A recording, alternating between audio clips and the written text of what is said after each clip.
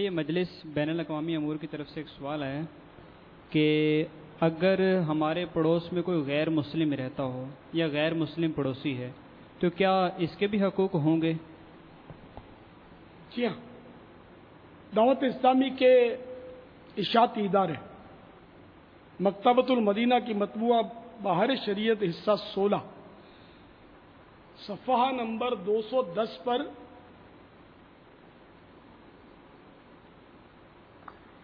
حدیث نمبر 17 ہے کہ رسول اللہ صلی اللہ تعالی علیہ وآلہ وسلم نے فرمایا، تمہیں معلوم ہے کہ پڑوسی کا کیا حق ہے؟ یہ کہ جب وہ تم سے مدد مانگے مدد کرو، اور جب قرض مانگے قرض دو، اور جب محتاج ہو تو اسے دو، اور جب بیمار ہو عیادت کرو، اور جب اسے خیر یعنی بھلائی پہنچے تو مبارکباد دو، اور جب مصیبت پہنچے تو تعزیت کرو، اور مر جائے تو جنازے کے ساتھ جاؤ، اور بغیر اجازت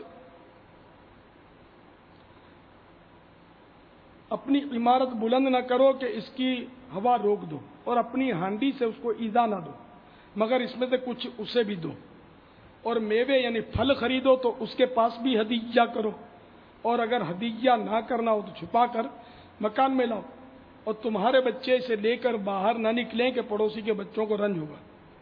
تمہیں معلوم ہے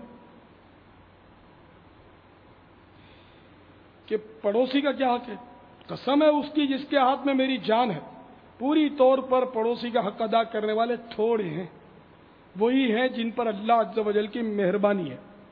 برابر پڑوسی کے متعلق حضور صلی اللہ تعالی علیہ وآلہ وسلم وصیت فرماتے رہے، یہاں تک کہ لوگوں نے گمان کیا کہ پڑوسی کو وارث کر دیں گے۔ پھر حضور صلی اللہ تعالی علیہ وآلہ وسلم نے فرمایا کہ پڑوسی 3 قسم کے ہیں، بعض کے 3 حق ہیں، بعض کے 2 اور بعض کا 1 حق ہے۔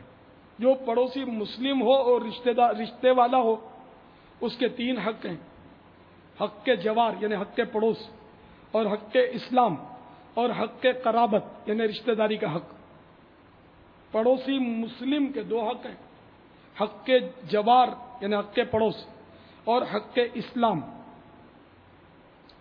اور پڑوسی کافر کا صرف 1 حق کے جوار یعنی پڑوسی ہونے کے ناطے 1 حق ہے اس کا۔ ہم نے عرض کی یا رسول اللہ صلی اللہ تعالی علیہ وآلہ وسلم ان کو اپنی قربانیوں میں سے دیں؟ فرمایا کہ مشرکین کو قربانیوں میں سے کچھ نہ دو۔ تو کافر کو قربانی کا گوشت نہیں دے سکتے۔ یہ حدیث شریف آپ کو پڑھ کے سنائی۔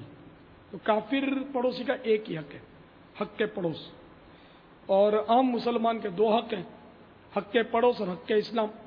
اور رشتہ دار پڑوسی کے 3 حق ہو گئے، حق کے پڑوس یعنی پڑوسی ہونے کے ناطے حق، مسلمان ہے اس ناطے سے دوسرا حق، اور تیسرا حق رشتہ داری کا، یعنی ان معنوں کر 3 حق ہوئے۔ واللہ تعالی اعلم ورسولہ اعلم عز و جل، وصلی اللہ تعالی علیہ وآلہ